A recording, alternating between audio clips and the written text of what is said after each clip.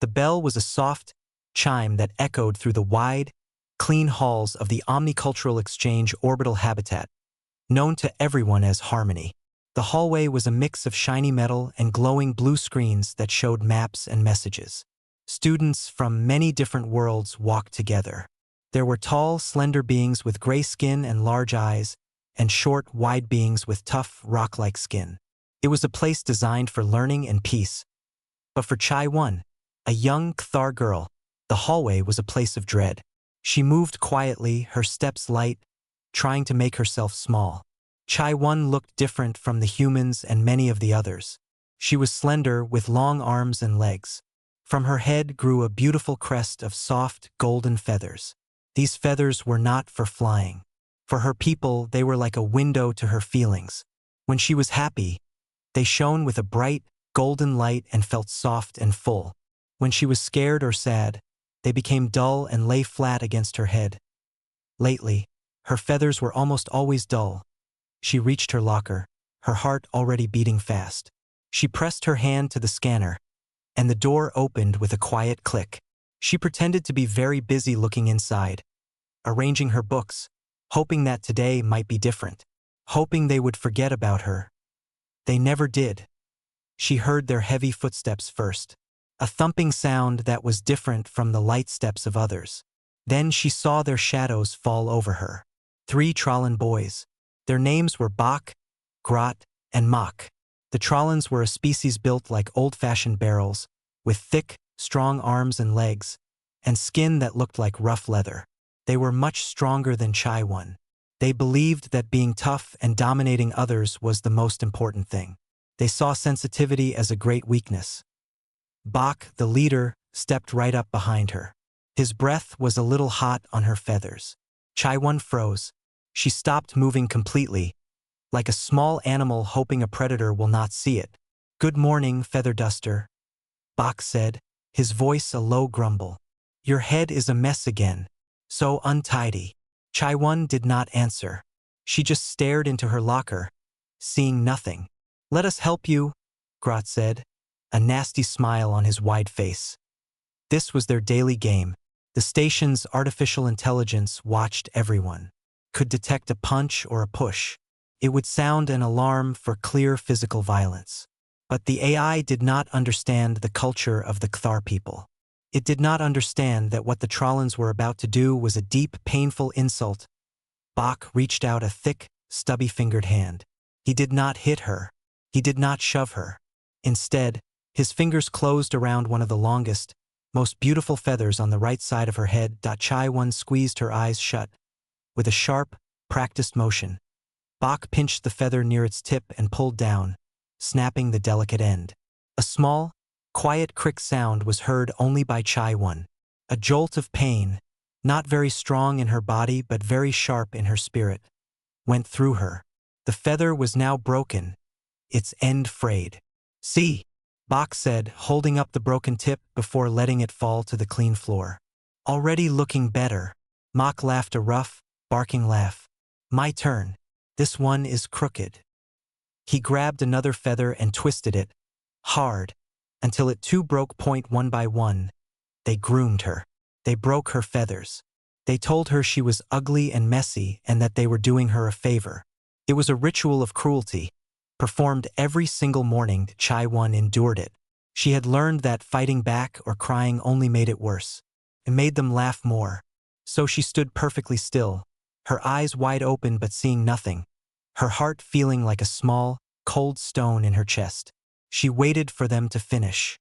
She waited for the torment to be over. Finally, Bach gave her head a little pat.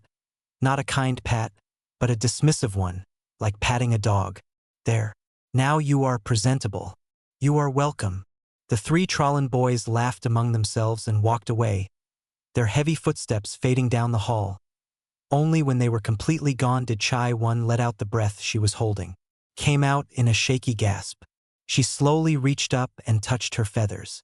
They felt ragged and hurt. The beautiful gold color was muted, grayed with shame and pain. She looked at the small, broken pieces of feather on the floor. A few tears welled in her eyes, but she quickly wiped them away. Crying here, in public, was not safe. She closed her locker and leaned her forehead against its cool metal surface. She felt tired, so tired. How many more mornings could she face this? From a small bench a little way down the hall, another girl watched this entire scene. Her name was Sumin. She was human, and she was new to the Harmony Station. She had dark hair and calm, observant eyes. She had been sitting there, reading something on her datapad, when the Trollans had approached Chai-180 first. Sumin did not understand what was happening. She saw the three big boys surround the slender girl with the feathers. She thought there was going to be a fight. Her body had tensed, ready to go find a teacher. But no fight happened. The boys did not throw punches. They just used their hands on the girl's head feathers. And the girl with the feathers, she did nothing. She just stood there, frozen. Sumin watched closely. She saw the way Chai-1's whole body went stiff. She saw the way her shoulders slumped in defeat even before the boys touched her. She saw the look in Chai-1's eyes from across the hall. A look of pure, helpless misery. Sumin understood that look. She did not know anything about Kthar feathers or Trollan culture, but she knew the universal language of a bully and a victim. She saw the mean joy in the Trollan's eyes, and she saw the deep shame in the way Chai-1 stood afterward. Broken and small, Sumin looked down at her own hands. She was not a big person. She was not loud. She usually preferred to be alone. But seeing this happen, seeing that quiet, daily cruelty, made something inside her feel hot and angry. It was not right. She saw Chai-1 finally push herself away from the locker and walk slowly down the hall, her head down, her beautiful feathers looking damaged and sad. Sumin made a decision. She could not just watch this happen every day. She did not know what she could do, but she had to do something. She stood up from the bench, her mind already working, and began to walk to her own class, the image of the girl with the broken feathers stuck in her mind. The rest of the school day passed in a blur for Sumin. She sat in her classes, but her mind was not on the lessons about orbital mechanics or interspecies history. Her thoughts kept returning to the hallway, to the girl with the feathers and the three boys who had surrounded her. It was not the loud, shouting kind of bullying she had sometimes seen in videos. It was quiet and deliberate. It was the way the girl, Chai-1, had frozen. That was a reaction Sumin understood on a deep level. It was the silence of someone who had given up. Someone who believed that if they stayed still enough, the pain would eventually end. After her last class, Sumin did not go straight to her family's quarters. Instead, she found herself walking towards the station's large observation deck. It was a quiet place, where the curved window showed the endless black of space, dotted with countless stars. A beautiful, swirling purple nebula hung in the distance, a cloud of cosmic dust and light. She often came here when she felt lonely or overwhelmed. The vastness of space made her own problems feel small. She sat on one of the soft benches, staring out at the stars. She was so lost in her thoughts that she did not hear the soft footsteps approaching. A shadow fell over her, and she looked up. It was the Kthar girl, Chai-1. She stood a few feet away, looking surprised and a little nervous. Her feathers, Sumin noticed, were still dull and frayed at the tips. They seemed to press closer to her head when she realized who was sitting there. I am sorry, Chai-1 whispered, her voice very soft. I did not mean to disturb you. I will go. No, Sumin said quickly. Her voice was also soft but firm. Please, stay. There is plenty of room. She gestured to the empty space on the bench beside her. Chai-1 hesitated.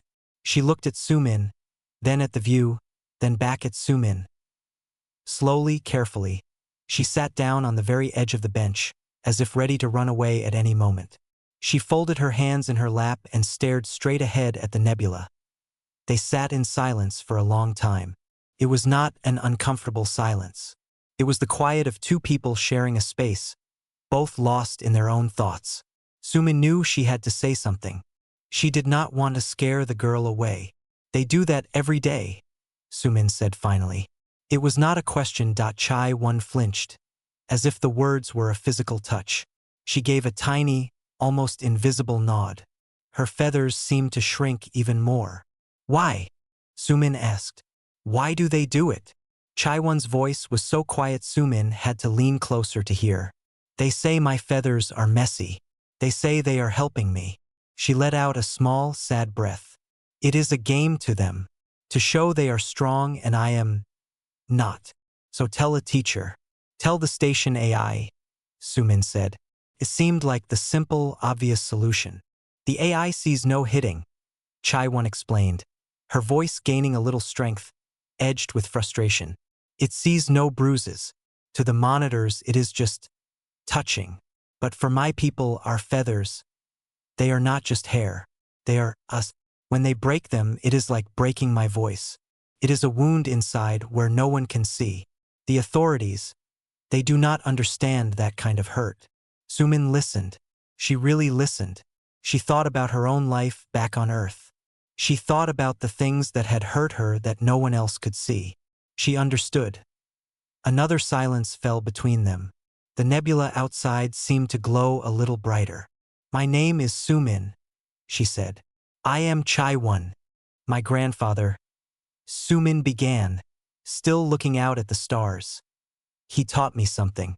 He said, the dragon submerged in water is teased by the shrimp.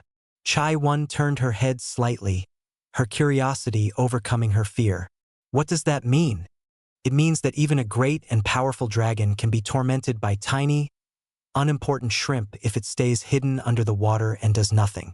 The dragon is still strong, but by not acting, it allows the shrimp to bother it. Sumin now turned to look directly at Chaiwon. Her eyes were kind but serious. You do not have to be a dragon, Chaiwon. You do not have to breathe fire or fight them. You just have to stop being the water they can hide in. Chaiwon looked down at her hands. What can I do? They are so much stronger. If I fight, I will lose. Then it will be worse. I am not talking about fighting them the way they fight, Sumin said. I am talking about standing. I am talking about not being where they expect you to be. Sumin thought about her own secret. It was not really a secret, but it was something she kept to herself. Back in Seoul, her grandfather had not just taught her old sayings. He had also taught her an old art, a way of moving. It was called Taekyon. He said it was not for attacking. It was for balance, for defense, for using an opponent's own strength to protect yourself. He told her it was about being smart, not just being strong. She had practiced it for years in a quiet park early in the morning. The flowing, dance-like steps had made her feel centered and calm. She had never used it for real, and she never wanted to. But looking at Chaiwon, she wondered if the philosophy, the way of thinking, could help. I might be able to show you, Sumin said carefully. Not how to hit, but how to stand. How to move so they cannot easily hurt you. Chaiwon looked up, her eyes wide. A tiny, fragile spark of hope flickered in them. For the first time, Sumin saw a very faint, almost invisible shimmer of gold deep within the dull feathers on her head. Show me, Chaiwon whispered. Tomorrow, Sumin said with a small, reassuring smile. After classes, meet me at Gymnasium 3. It is usually empty. Chaiwon nodded slowly. The nod was hesitant, but it was a yes. The two girls sat together for a while longer, not speaking, just watching the silent, beautiful universe outside the large window. For Chaiwon, the heavy weight in her chest felt a little lighter. It was a strange feeling, after so long. It was the feeling of not being entirely alone. For Sumin, the decision felt right. She was not going to fight Chaiwon's battles for her. That would not really fix anything. But maybe, just maybe, she could give her a tool. She could help her find her own strength. She could help her stop being the water. The next day, Chaiwon found it hard to concentrate in her classes. Her mind kept drifting away from her lessons and towards the meeting she had agreed to. A part of her was nervous. What if Sumin wanted her to fight? She could not fight. The very idea made her feel sick. The Trollans were like solid rock. She was like a dry twig. She would break. But another part of her, a small part that had been silent for a very long time, was curious. Sumin's words about the dragon and the shrimp had stuck in her mind. What did it mean to stop being the water? When the final bell chimed, Chai-won walked to Gymnasium 3 with a nervous heart. The gym was at the edge of the school section, a large, round room with a soft, springy floor. It was empty, just as Sumin had promised. Sumin was already there. She had taken off her shoes and was standing in the center of the room in her socks. She looked calm and focused. "You came," Sumin said. Offering a small smile, Chai-won just nodded. Her feathers pressed tightly to her head. "Good. Take off your shoes. The floor is better to feel this way." Chai-won did as she was told, her movements slow and unsure. "What I am going to show you," Sumin began, "is not about being strong like them. It is not about punching or kicking. It is about something else. It is about balance. And it is about using their own strength against them." Sumin moved into a stance. It looked strange to Chai-won. Sumin's feet were apart, one slightly in front of the other, and her knees were bent. She was low to the ground. Her arms were up, but not in a tight fist. Her hands were open and relaxed. "This is the basic stance," Sumin said. "It is called Jibin Seogi. It is about being rooted, like a tree. If you stand straight and tall, a strong wind can push you over. But if you bend your knees and sink down, the wind has a harder time moving you. Try it." Chai-won tried to copy the stance. Felt awkward. Her legs, long and slender, were not used to being bent this way. She felt wobbly. "It is hard," she said, a little frustrated. "That is okay," Sumin said patiently. "It is supposed to be hard at first. It is a new way for your body to be. Do not try to be perfect. Just try to feel the floor under your feet. Feel your weight going down, not up." They practiced the stance for a while. Sumin made small corrections, gently touching Chai-won's knee to show her how to bend it more, or placing a hand on her back to show her how to stand straight. "Now," Sumin said, "the most important part is not standing still.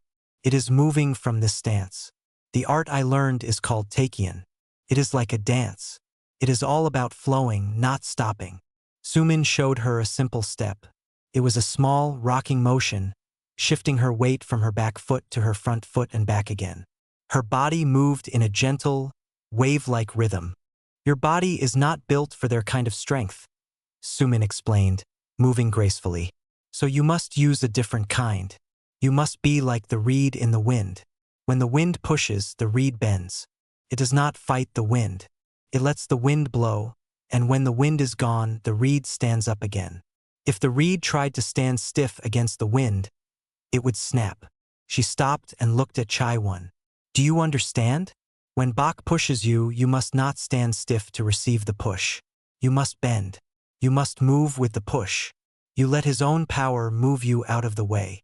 She walked over to Chai-won. "I am going to push your shoulder. A small push. Do not resist it. Just take a small step back and let my push go past you." Sumin placed her hand on Chai-won's shoulder and pushed, gently. Chai-won's first instinct was to tense up and push back. She stumbled. "Again," Sumin said. "Do not fight it. Accept the push and move with it. Let it flow past you." They tried again and again. It was a completely foreign idea to Chai-won. Her whole life, her response to force had been to freeze. Now she was being told to move, to flow. After many tries, something clicked. When Sumin pushed, Chai-won took a smooth step back, her body turning slightly. Sumin's hand slid off her shoulder without any force. Sumin smiled. "Yes, like that. You see? You did not use any of your own strength. You used my strength." A feeling, warm and strange, spread through Chai-won's chest. It was a feeling of possibility. For the first time, she had not been a victim of a push. She had been a part of it. She had controlled it. They practiced more. Sumin showed her how to pivot on her feet, how to turn her body to make it a smaller target.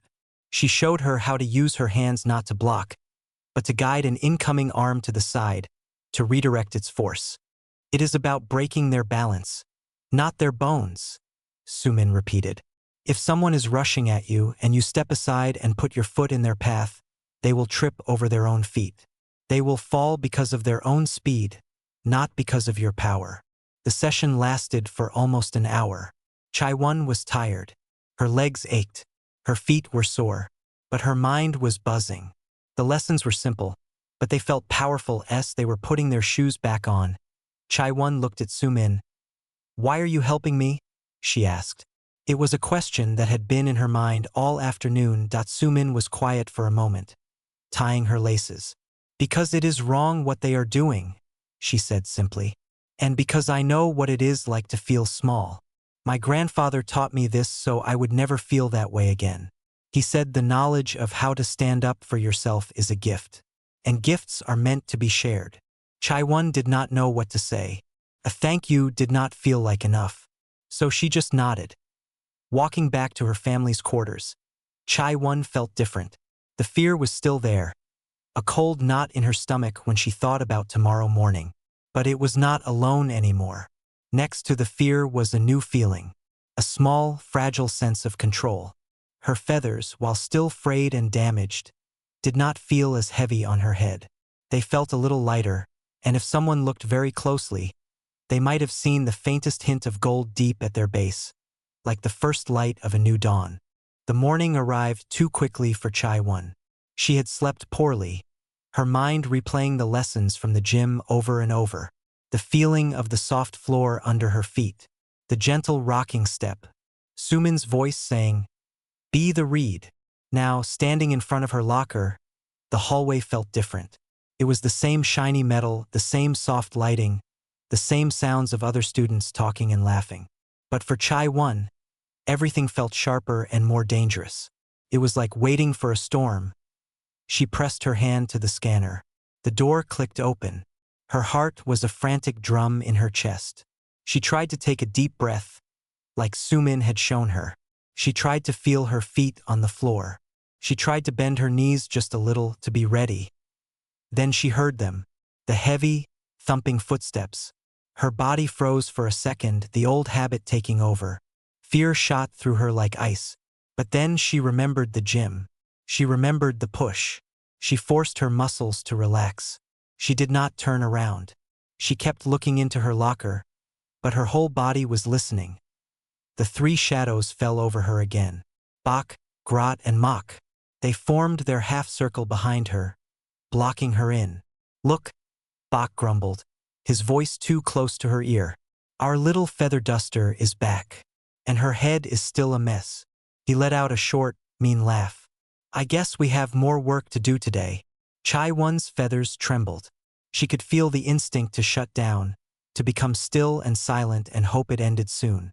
It was a powerful pull, like a strong current in a river. But she fought it. Bak reached out his thick hand, just like always, aiming to grab and snap one of her longest feathers. His fingers came towards her head. This was the moment. Chai-Won did not jump away. She did not swing her arms. She did exactly what Sumin had taught her. She took a small, smooth step to the side. It was not a big, dramatic move. It was just a shift of her weight. A subtle pivot on the ball of her foot. Bak's grasping fingers closed on empty air. He stumbled forward a little, caught off balance. He had been so sure she would be exactly where she always was. His face showed his surprise, then his confusion. Behind him, Grot and Mok snorted. "Missed!" Grot chuckled, not at Chai-Won, but at Bak. A hot flush of anger spread across Bak's face. The embarrassment was worse than any pain. He was the leader. He was not supposed to look foolish in front of his friends.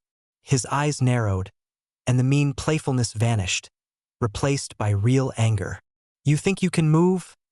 He snarled at Chai-Won. He did not reach for her feathers this time. He shoved her. He put both of his hands on her shoulders and pushed, hard, sending her crashing back into the metal lockers with a loud bang. The impact hurt. A jolt of pain shot through her back.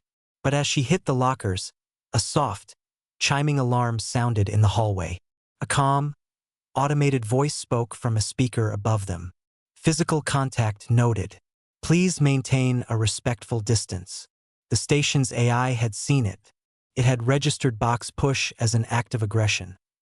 For a second, everything stopped. Bak looked up at the speaker, a flicker of worry in his eyes. But the alarm was just a warning.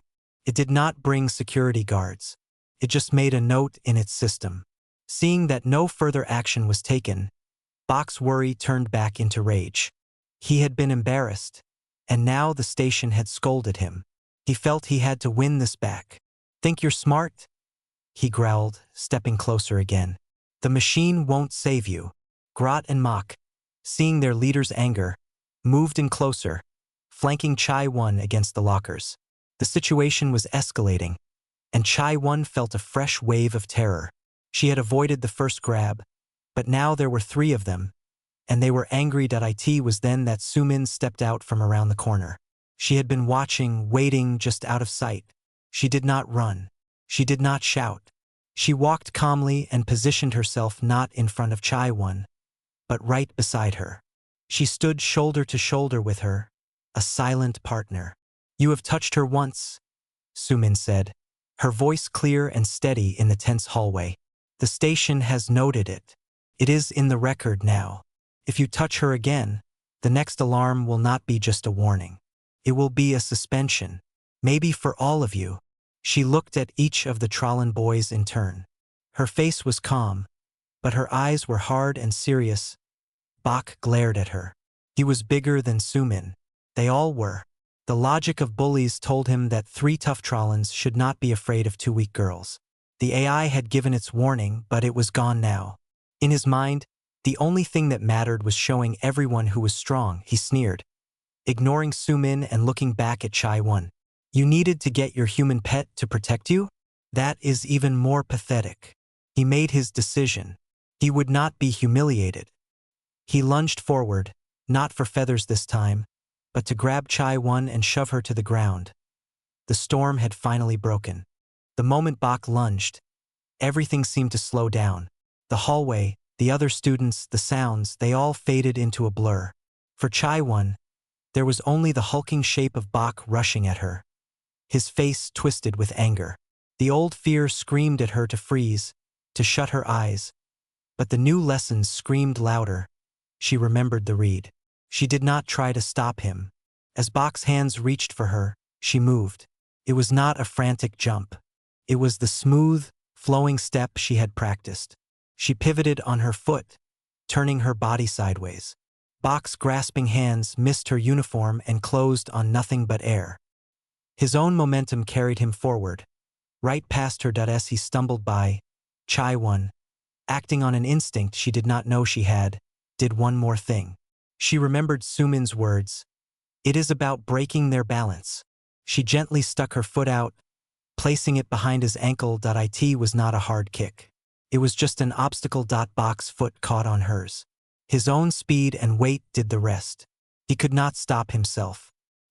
He flew forward, his arms flailing, and landed face first on the polished floor with a heavy, satisfying thud. The impact echoed in the sudden quiet of the hall. He lay there, groaning, more stunned and humiliated than seriously hurt. The whole thing had taken less than 3 seconds. Grot and Mach stared, their mouths hanging open.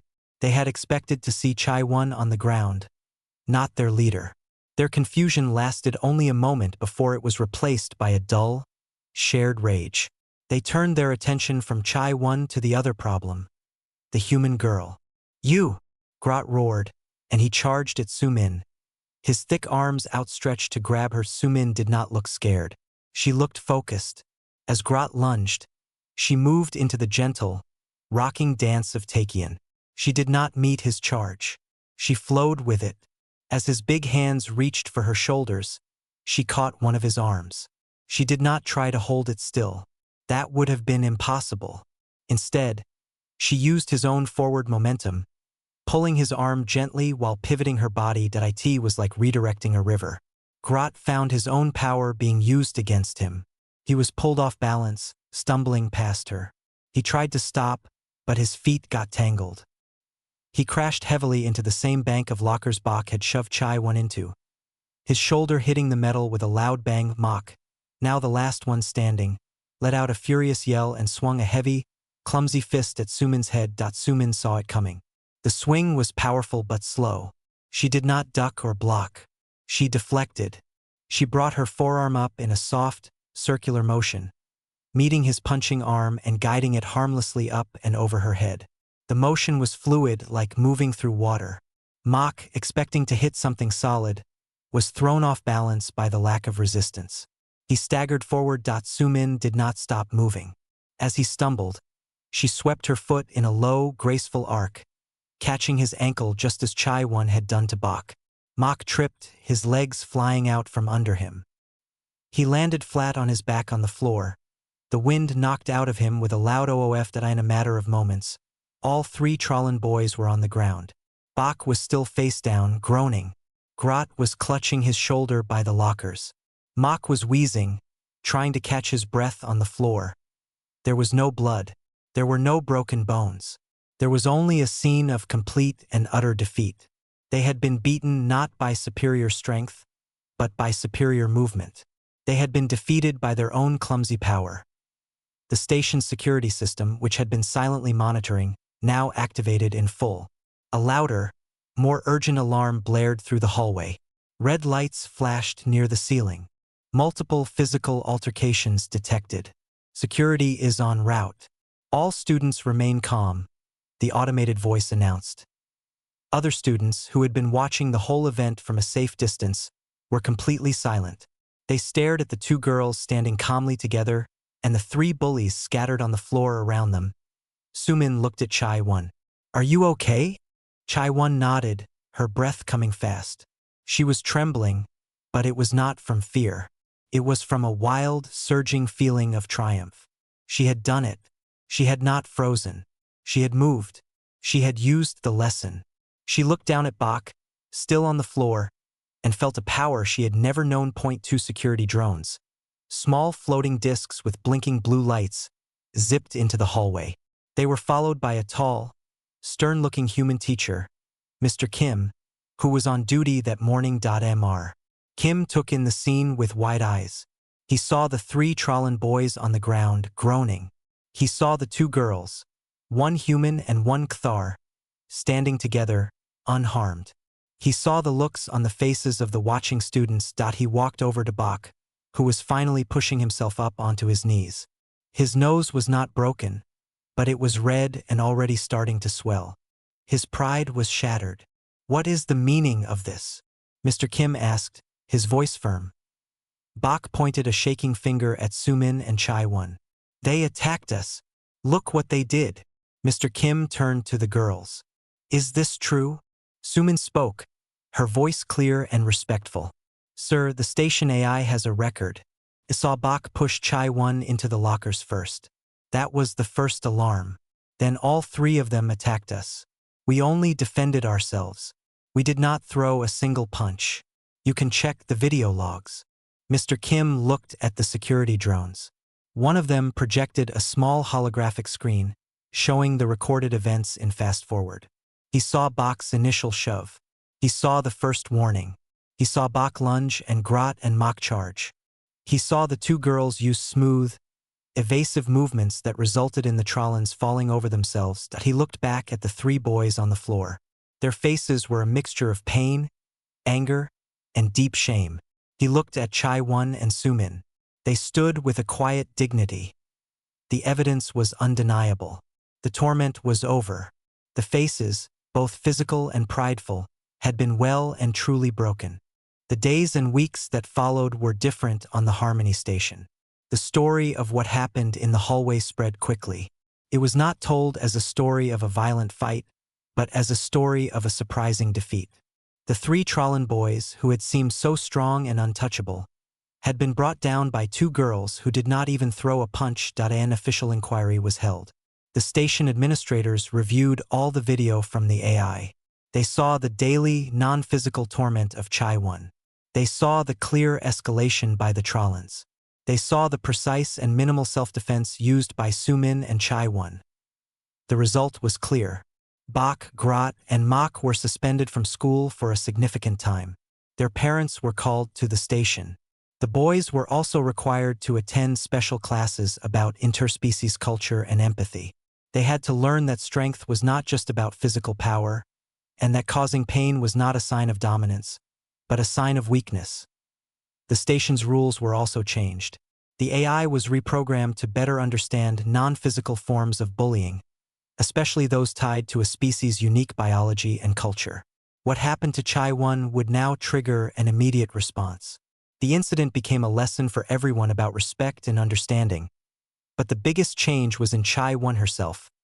She walked through the halls now without that constant, fearful hunch in her shoulders. She did not hurry. She did not look at the floor. She held her head high, and her feathers showed the change most of all. No longer being broken every morning, they had a chance to heal. The frayed ends grew out. The dull, grayish color was gone, replaced by a bright, brilliant gold. The feathers were full and soft, and they shimmered with a healthy light as she moved. They reflected her new feelings: confidence, peace, and a quiet happiness. They were no longer a target for cruelty, but a crown of her true self. She and Sumin were always together. They sat together in the observation deck, talking and laughing. They studied together. They continued to meet in the gym, their practice sessions now a joyful activity of friendship, not a desperate lesson for survival. Chai-1 grew stronger and more confident in the flowing movements, not because she thought she would need to fight again, but because it made her feel good in her own body. One afternoon, they were sitting in the cafeteria. The sun lamps of the station were set to a soft, evening glow, mimicking a sunset on Earth. Chai-1 was telling a funny story about one of her teachers, and her feathers were rippling with a warm, golden light, showing her amusement. Sumin watched her friend and smiled. This was the real victory. Not the boys on the floor, but the girl with the golden feathers, laughing without a care in the world. You know, Sumin said, everyone thinks I helped you by teaching you to fight. Chai-1 looked at her, her feathers still shimmering. You did. You showed me how to stand. Maybe, Sumin said. But that is not the most important thing I did. The real victory was not that day in the hallway. Then what was it? Chai-1 asked, curious. The real victory, Sumin said softly, was when I sat next to you in the observation deck and did not say much. It was when I listened to you. It was when I became your friend. She looked out at the simulated sunset. Anyone can learn to fight, but not everyone can learn to be a friend. Fighting only stops a bad thing from happening. Friendship builds a good thing that lasts. I did not just help you stop the bullies. I helped you find your own light again. And you helped me not feel so alone here. Chai-1 was quiet for a moment, understanding the truth in her friend's words. The fighting had lasted only a few minutes. Their friendship would last much longer. The human saying is true, Chai-1 said finally. You did not help me become a dragon. You helped me stop being the water. And now, she said, a bright smile spreading across her face, I can shine. Sumin reached out and gently touched one of Chai-1's golden feathers. It was soft and warm. Yes, she said, you can. The two friends sat together as the station's artificial sunset faded into a starry night. The past was behind them, a memory of pain that was finally healing. The future was ahead, bright and full of promise. The torment was over. The broken feathers had grown back, stronger and more beautiful than before. And it was all because one human girl had decided that the best way to break a cycle of hate was not with more hate, but with kindness, patience, and the simple, powerful gift of friendship.